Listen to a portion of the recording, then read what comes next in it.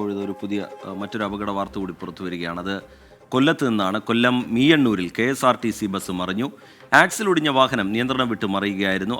അരുൺരാജ് കൊല്ലത്ത് നിന്ന് വിവരങ്ങളുമായി ചേരുന്നുണ്ട്. അരുൺരാജ്, എന്താണ് ഈ അപകടത്തിന് കാരണം? ആർക്കെങ്കിലും പരിക്ക് പറ്റിയിട്ടുണ്ടോ? എന്താണ് വിവരങ്ങൾ അരുൺരാജ്? ശ്രീജിത്ത്, വൈകിട്ട് 5:45 സംഭവം. കൊല്ലത്ത് നിന്ന് പോയ KSRTC വാഹനമാണ് മറിഞ്ഞത്. മീയന്നൂരിന് സമീപം വെച്ച് ഈ വാഹനത്തിന്റെ ആക്സിൽ ഒടിയുകയും ആ വാഹനം നിയന്ത്രണം വിട്ട് സമീപത്തെ കടയിലിടിച്ച് മറിഞ്ഞു എന്നുള്ളതാണ് നിലവിൽ ലഭിക്കുന്ന വിവരം. ഈ സംഭവ സ്ഥലത്തേക്ക് ഇപ്പോൾ പോലീസ് അടക്കം യാത്ര തിരിച്ചിട്ടുണ്ട്. സ്ഥലത്ത് ഈ അപകടത്തിൽ പരിക്കേറ്റവരെ നാട്ടുകാർ ചേർന്ന് സമീപത്തെ ആശുപത്രിയിൽ പ്രവേശിപ്പിച്ചിരിക്കുന്നു എന്നുള്ള വിവരമാണ് നമുക്കിപ്പോൾ ലഭിക്കുന്നത്.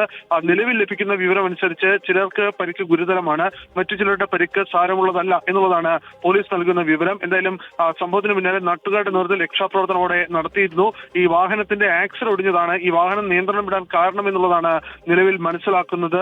ഈ വാഹനം നിയന്ത്രണം വിട്ട ഉടനെ സമീപത്തെ കടയിൽ ഇടിക്കുകയായിരുന്നു. ഇതേ തുടർന്നാണ് വാഹനം മറിയുകയും ചെയ്തത്. പരിക്കേറ്റവർ നിലവിൽ ആശുപത്രിയിൽ ചികിത്സയിലാണ്.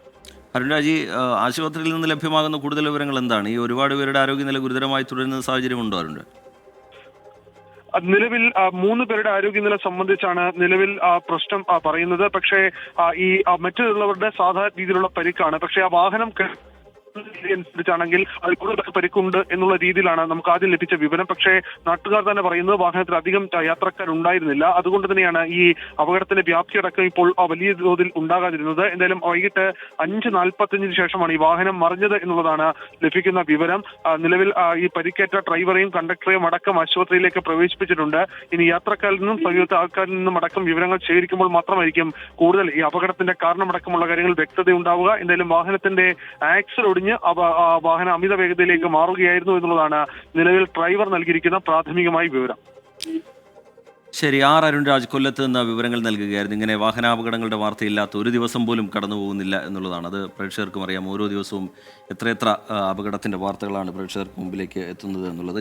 കമൻറ്റ് ബോക്സിൽ ചില പ്രേക്ഷകർ ഈ അപകടങ്ങളുമായി ബന്ധപ്പെട്ട്, അതിൽ തന്നെ ഈ 2ാം ക്ലാസ്സുകാരിക്ക് ജീവൻ നഷ്ടമായ അപകടവുമായി ബന്ധപ്പെട്ടൊക്കെ പ്രതികരിക്കുന്നുണ്ട്. ഈ സ്കൂൾ ബസ് ഡ്രൈവർമാർക്ക് അടിയന്തരമായി ബോധവൽക്കരണ ക്ലാസ് നൽകണമെന്നടക്കമുള്ള നിർദ്ദേശങ്ങളൊക്കെ പ്രേക്ഷകർ മുന്നോട്ട് വയ്ക്കുന്നുണ്ട്. ഇങ്ങനെ വലിയ അപകടങ്ങളൊക്കെ ഉണ്ടാകുന്ന സമയത്ത് ചില നടപടികൾ, അതുമായി ബന്ധപ്പെട്ടുള്ള നിർദ്ദേശങ്ങളൊക്കെ ഉയർന്നു വരുന്നുണ്ട് എന്നതിനപ്പുറത്തേക്ക് ഈ അപകടങ്ങളുടെ കണക്ക് കുറയ്ക്കാൻ ഒരു ഘട്ടത്തിൽ നമുക്ക് കഴിയുന്നില്ല എന്നുള്ളതാണ്. ഈ അപകടങ്ങളുടെ കഴിഞ്ഞ കാലങ്ങളിലെ അപകടങ്ങളുടെ കണക്ക് പരിശോധിച്ചാൽ അത് കൂടി വരികയല്ലാതെ അത് കുറയുന്നില്ല എന്നുള്ളതും വളരെ വേദനാജനകമായിട്ടുള്ളൊരു കാര്യമാണ്.